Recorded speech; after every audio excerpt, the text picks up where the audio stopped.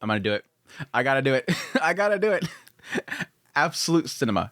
Episode 4 of Takopi's Original Sin was absolute peak beautiful cinema. And my gosh, I ate up every single second of it. Perfectly honest, Takopi's Original Sin in general has been a beautiful work of art. Like, pretty much every single episode, every single scene, the directing, the animation, all the beautiful attention to detail that's been put in this series has been just peak. But I think besides things like Marina's scenes when she's at home and whatnot that are just exceptionally done, this entire episode was just nonstop amazing work. And a lot of it has to do with the fact that it seems like right now, whereas previously a lot of the perspective has been from Shizuka, and it's been a lot of her fears and kind of huddling herself away, and her interactions with mostly Takopii and Marina. With this particular episode, a lot of the emphasis here is from the perspective of a child talking to adults and talking to an older brother. And yes, this ongoing slow descent into darkness and isolation and fear and just wanting somebody to reach out and say, I need you, which is, yes, sort of what we got a perspective of with the early moments with Marina's death, is the idea that it was Shizuka reaching out to Naoki and saying, I need you, help me. Azuma, I need you, please help me. Somebody finally needs me. It was interesting to see in this episode the double eyelids. The moment that they brought up the double eyelids, I'm like, oh my gosh, he sees his mother. He sees his mother. This dude has massive mommy issues. Shizuka is his mother. And mom right here needs me. I was like, oh my gosh, we're doing this. But no, just the visual perspectives of Naoki has been phenomenal. Just the idea that every single time somebody's reaching out, especially the brother, it's always sort of this feeling of him being kind of huddled up. The police officers inside the school huddled up, that viewpoint, that fisheye perspective shooting up at his face, and there's all this stuff looming around him. Please, nobody call to me. I don't want to talk. I can't talk. It'll put a spotlight on me. Please go away kind of thing. The mother, that feeling of her sinking away from him, finally giving up on him, him feeling like he's left behind, even though he has what he's wanted this whole time. It's more than that. It's the mother's acceptance. It's not the pancakes. It's her, and she's walking away. And so you see that feel of her kind of just looming away from him. And my gosh, that later scene with Junya was so good. Again, his perspective, he's going to get on to me. He's angry at me. He knows what's happening, and he's going to come to me and tell me that I'm ruining everything and I'm a disgrace to the family, and he's coming up towards me. Like every single scene where it's like, obviously Junia's reaching out to him, he's afraid. He's figured me out. I'm going to be a failure to him, just like with Mother. That feeling of him coming down on him and bearing down on him, his arms just distorting as he's holding him. It was like, oh, this animation is amazing. Animation is amazing. But no, Shizuka. We got to talk about Shizuka. Before we get into like diving into Naoki's character and everything that happened this episode, let's talk about Shizuka, because that manipulation, I knew it was coming. It feels like it's been building up over time, this idea of this girl just manipulating this boy. And I made the joke about the idea of her literally becoming her mother, and she basically is. She's basically become her mother. Now, I have an explanation for this. Obviously, the bigger explanation, the obvious explanation here is that, yes, these children are all screwed up. Every single one of them. I was saying it back with Marina. As much as I hate the idea of how horribly Marina bullied Shizuka, I despise it. It makes me sick. I also see that there is a cause and reaction that's coming from this. There's a cause point from this, and that is the parents. Every single one of these children have horrible parents. But there's another issue here that I think is sort of feeding into how she treats Naoki and how she's becoming manipulative. And I think a lot of that, yes, you can kind of equate to her seeing her mother and how her mother manipulates men. But I almost want to think there's also an aspect of her sort of experience with communicating to people. I guess the best way, or lack thereof, I guess is the best way to put it. Shizuka has a horrible experience with ever interacting with anybody. We've only really seen her interact with one person. Well, two, technically. And that's Marina.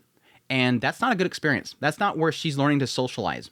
I think all of her experience with socializing is really just coming down to her dog, Choppy. Choppy's been pretty much up until this point until she met Takopii and Naoki's kind of come into the situation. Her only experience with socializing has been a dog. And what does a dog do? Whatever you tell it to do. Choppy, go do this. Choppy, go get the ball. Choppy, go fetch. Choppy, sit down. Choppy, lay down. I think she's treating Naoki like Choppy because that's the only experience that she has with communicating to people.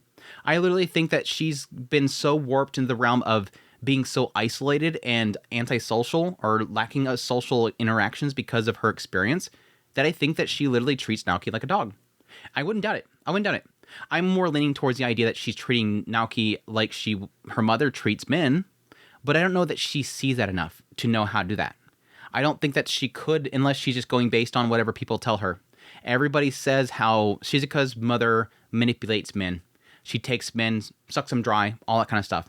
And she could be playing off of that, but I want to say that's probably because her dog's her only experience with that.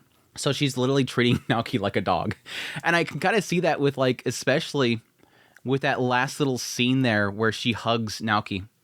Puts the arms around, pulls in. Yes, it's a hug and a kiss. But in my mind, what was I envisioning? Her embracing Choppy. Hugging Choppy. Kissing him on the cheek. Nuzzling up with him. She's literally, again, I feel like she's literally treating him like a dog. This is Choppy right here. Choppy, help me get Choppy. It's literally what it is. But man, that whole statement there was like crazy. Help me go get my dog. I need you to turn yourself in. Tell me you did it. I'll wait forever. I'll wait for you as long as you can, because you're all I have. Again, another thing that kind of makes me believe that she's treating him like Choppy. You're all I have. Naoki/Choppy, you're all I have. Choppy was all she had before. Why is she saying that Naoki is all that she has? She still has Choppy. I'm going with that. But yeah, that was crazy manipulation in this episode. But overall, this episode mostly about Naoki, obviously. Opening the episode, we did have a little brief bit of Takopii trying to talk them into turning themselves in. But then again, that quickly shifts into, somebody discovered it. Naoki finds out that, they've discovered a body. It's Marina. The cover's blown. But it still kind of pushes this whole thing where Naoki's like, okay, I can still salvage this. And again, it's kind of sad that most of his desire to salvage it isn't really self-preservation.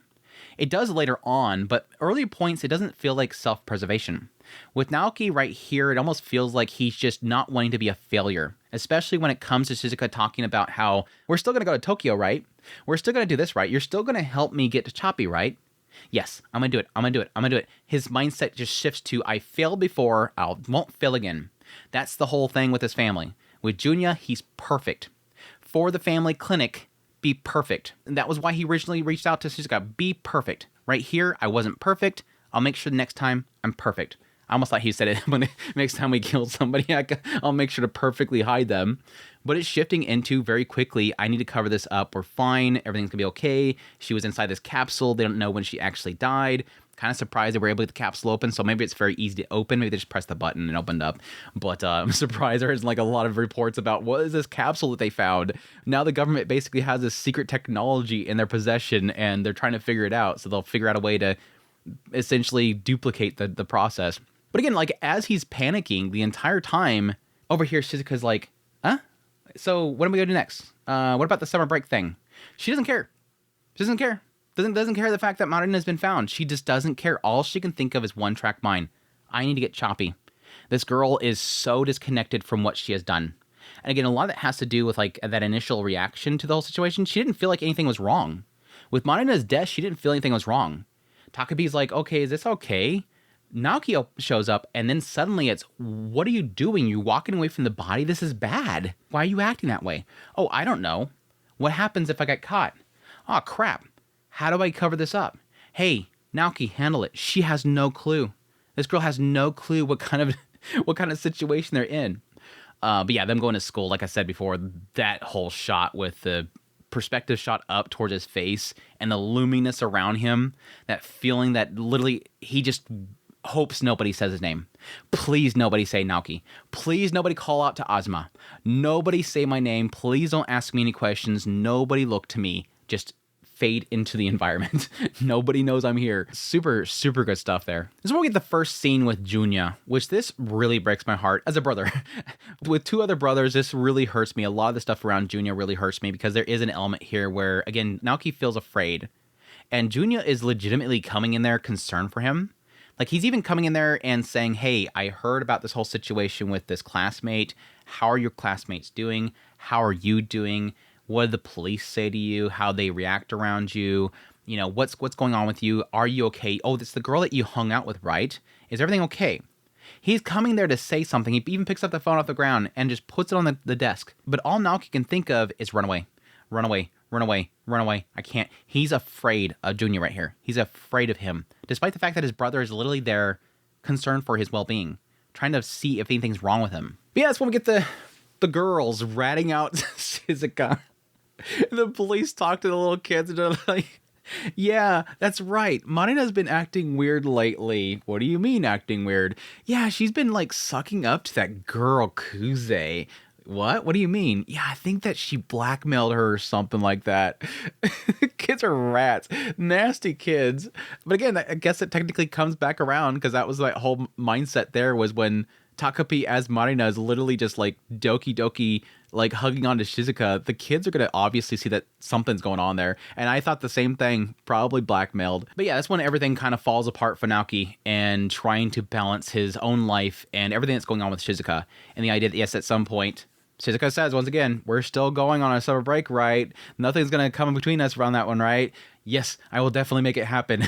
And he absolutely fails his test. All of his running around for Shizuka has finally caught up to him. I love that whole shot with him just so focused on Shizuka, and he's looking down at his test constantly and just messing up. And then suddenly he looks up and it's over. That little frustration that he's having as he's trying to do his work, and then suddenly somebody's there saying, hey, time's been up. What are you doing? Again, he's completely lost in the moment. But yeah, that's when we have the scene with the mom. I hate this so much. I hate this so freaking much. She comes over with the pancakes and gives it to him. Here you go. Even though you got like, it was like a 40 something. Here you go. Here's the pancakes. Wait, what do you mean? Yeah, you've been through a lot. You're working real hard late at night. You did all this to get my attention. That's kind of childish, isn't it? So you can just stop. I'm going to stop caring. You can do whatever you want every day. You can snack all day, every day. Do whatever you want. I'm done. I'm going to walk away from this. You can stop. His mom's horrible. This mom's horrible. I thought like Naoki for a very brief moment there. Wait, is she realizing that this boy is broken right now? Because from a person's perspective, I mean, Junya's perspective. Let's take Junya, for example. What's Junya's response to this whole situation? This is a rural area.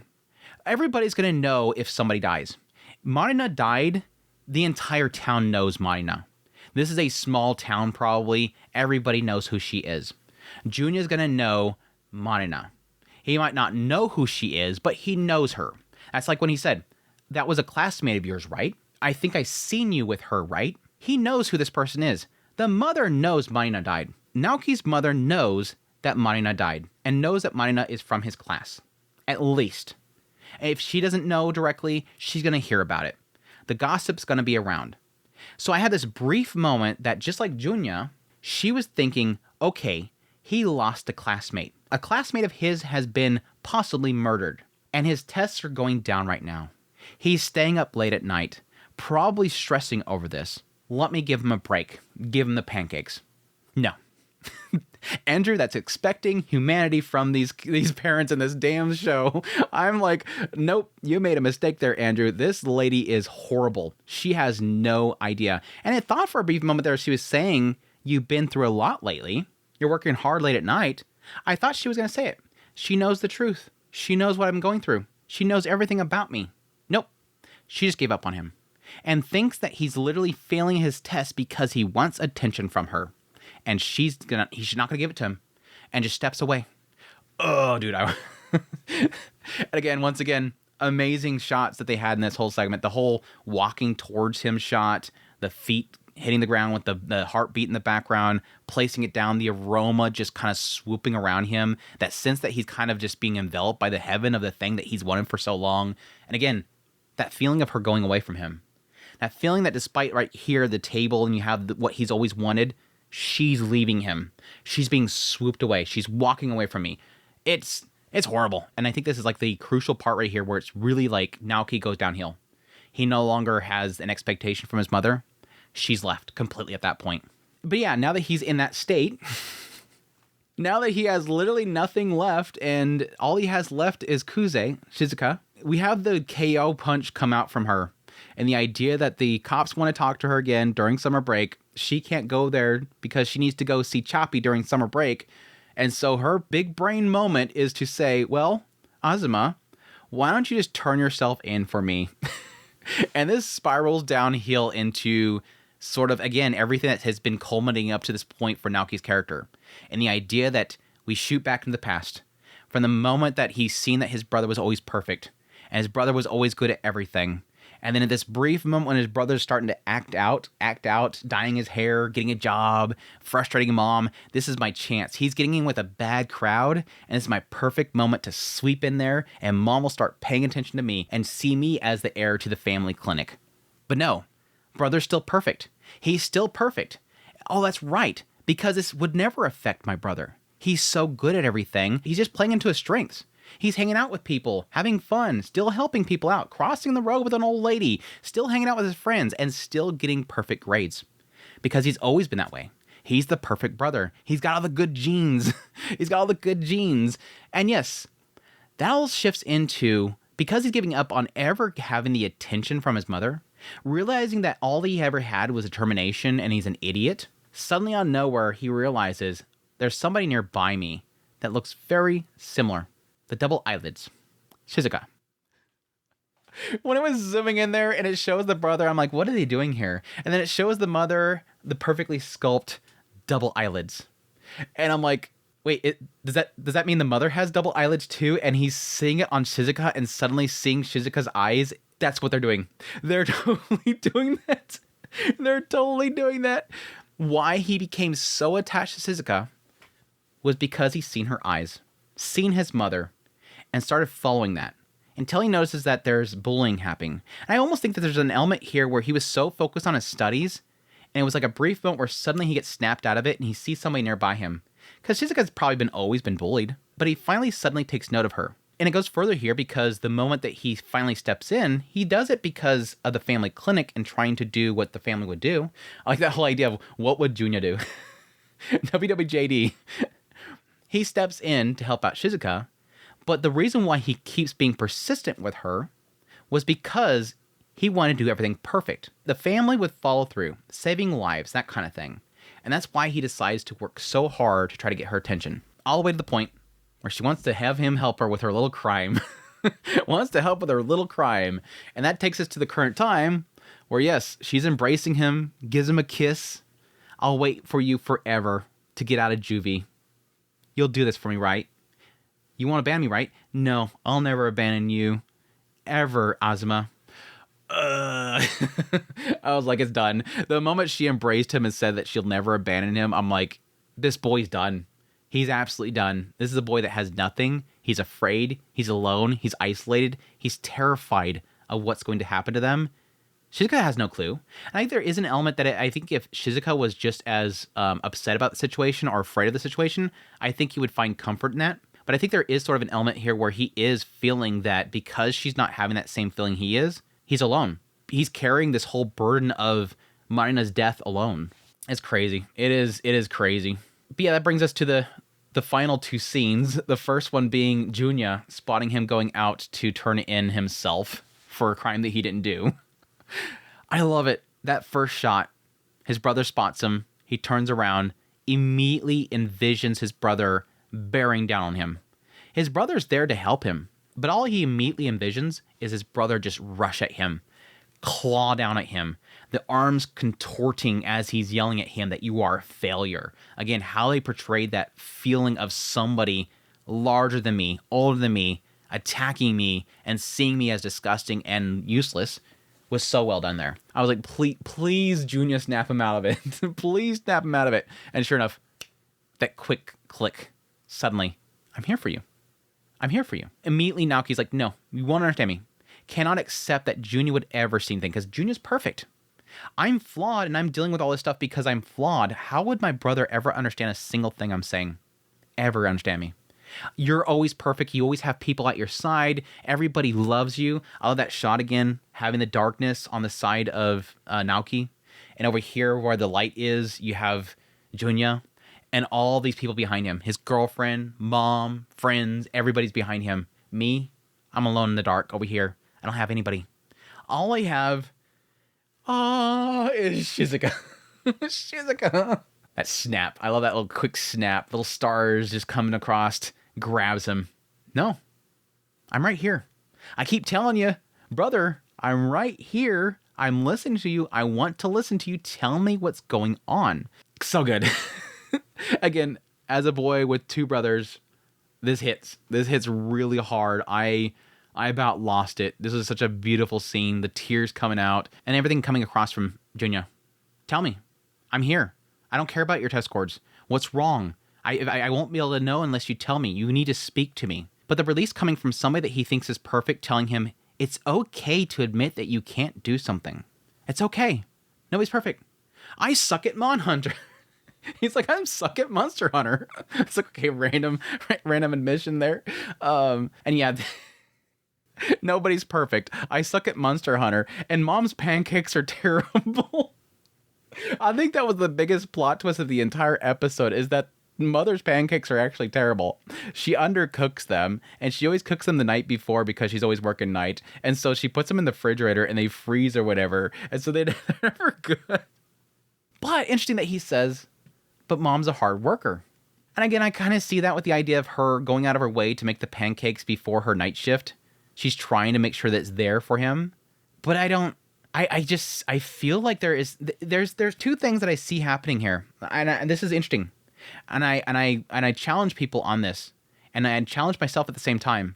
What did Naoki do when Junya confronted him in this hallway? He's seen Junya come up and grab him and tell him he's a failure and all this stuff. He envisioned something that didn't happen. And yet, here, Junya's saying, but Mom's a hard worker. And he's not saying anything bad about Mom. I almost wonder if an element of this is that Naoki sees fake realities when it comes to his mother. I don't think so, because his current trauma and fears of his mom is created by something. It had to have been sourced somewhere. But this whole thing with Junya and him seeing Junya come down upon him makes me wonder if possibly the mom never said that stuff. There could be a chance that this whole recent scene, the mother gave the pancakes to him, said, it's okay, I know you're going through some crazy stuff, you're studying late, and then she left the room, but he sees her still judging him in the room. I think it's a stretch, but I almost wonder. But yeah, eventually tells him he can tell him anything. So I got the glasses from Mom, but they're not good anymore, and I don't know how to tell her.